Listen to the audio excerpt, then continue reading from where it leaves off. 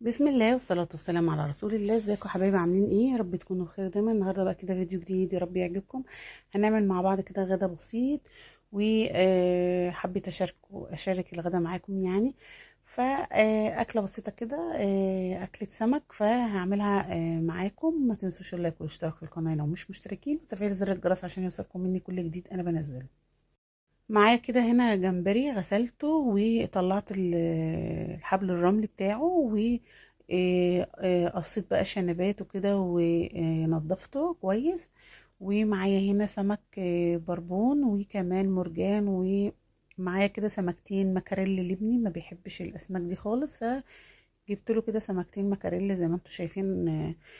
قطعت كده راسهم ونضفتهم زي السمك التاني وصفيتهم. هبدأ بقى كده اتبلهم تتبيلة بسيطة خالص. معايا هريسة شطة، ومعايا توم، ومعايا كمون وليمون وملح وشوية من الخل. دي التتبيلة اللي انا بحب احطها للسمك، بتبقى طعمها وريحتها حلوة جدا. عايزة تحطي بقى بدال هريسة الشطة فلفل اخضر، بتبقى برضو حلوة. بس انا عندي موجودة هريسة الشطة في الفريزر، فطلعت منها كده معلقتين وهبدأ اتبل بيها. حطيت كده معلقتين على الجمبري كده زي ما انتم شايفين، وهقلبه وهتبل بقى بقية السمك اهو.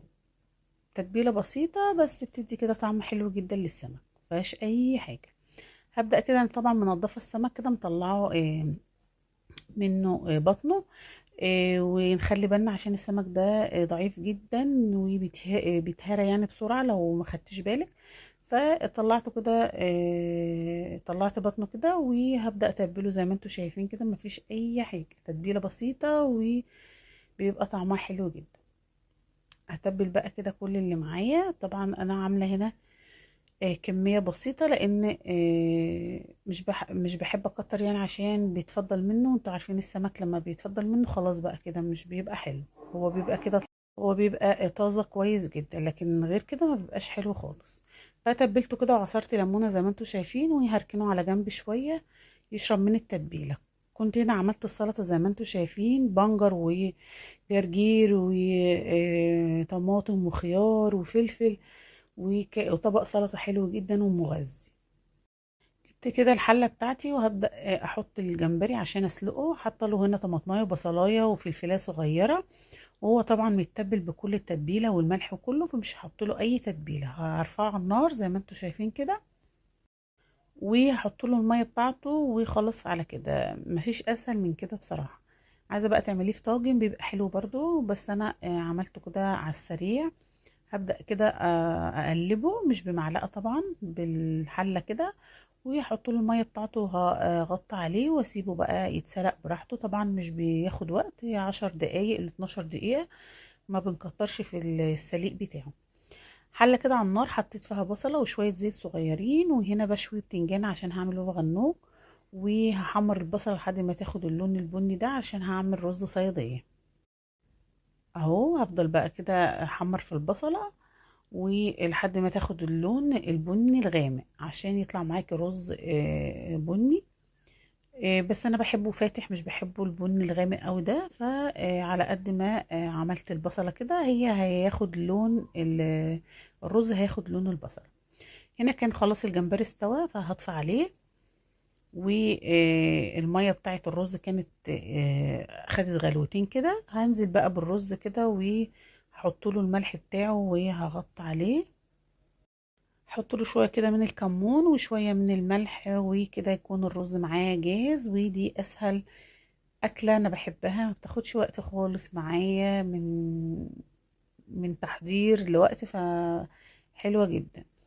هنا بقى كده جبت صينيه، رشيت كده شويه من الزيت وشويه من الدقيق، وهبدأ كده اخد سمكتين كده هقليهم في الفرن، علشان ده السمك بتاعي بقى، الوجبة بتاعتي. فمش هحرم بقى نفسي من حاجة، هما ياكلوا بقى سمك وانا ما اكلش. فعملت زي ما انتوا شايفين كده سمك في الفرن، بيبقى حلو جدا وبيطلع مقلي وجميل وطعمه حلو.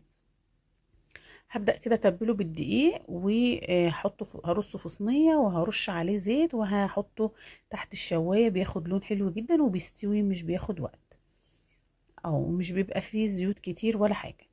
هدخلها بقى الفرن وتحت الشواية على طول، فمش بياخد وقت لحد ما انا اقلي السمك من فوق، يكون هو اخد لون واستوى كويس جدا.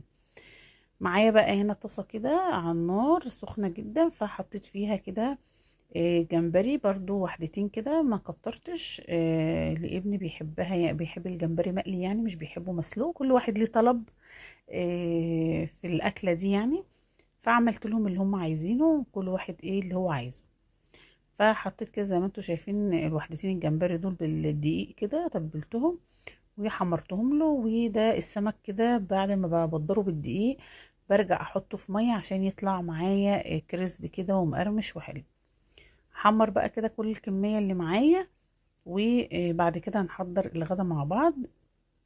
ما اخدش وقت معانا وبسيط جدا اهو. طبعا لازم التغيير بقى في الاكل طبعا، مش كل يوم بقى لحمة وفراخ والكلام ده كله. لازم بقى كده وجبة سمك كده في نص الأسبوع. أنا بصراحة مش في نص الأسبوع وجبة سمك، لأن أنا ولادي مش بيحبوا السمك كتير يعني.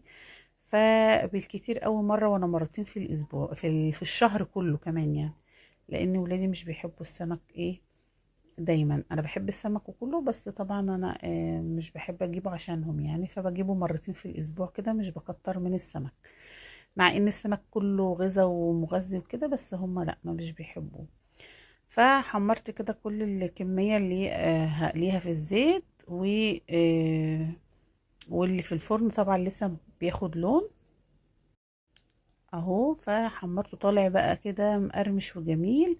وده السمك بتاعي طبعا هو طالع من الفرن حلو جدا ومتحمر مظبوط جدا. حضرنا بقى كده الغدا، حطيت كده الرز وادي الجمبري وادي بابا غنوج عملته، والشوربه ما شاء الله جميله. والرز طبعا الرز انا عاملاه اللون ده، عايزه تغمقيه اغمقيه اكتر من كده. وده السمك بتاع ابني اللي هو المكاريل، عملته له. وطبعا لازم يكون في طبق لوحده، ما يتحطش في الطبق بتاع السمك التاني ده، لان هو مش بيحبه خالص، ولا بيحب الجمبري، ولا بياكل اصلا معانا على الترابيزه. وحطيت كده السلطة. وهنا كانت الوجبة بتاعتي، حطيت كده بولة صغيرة من الرز وكم واحدة جمبري والسمكتين بتوعي وطبق السلطة. وده كانت وجبة مشبعة جدا. اشوفكم في فيديو جديد، سلام.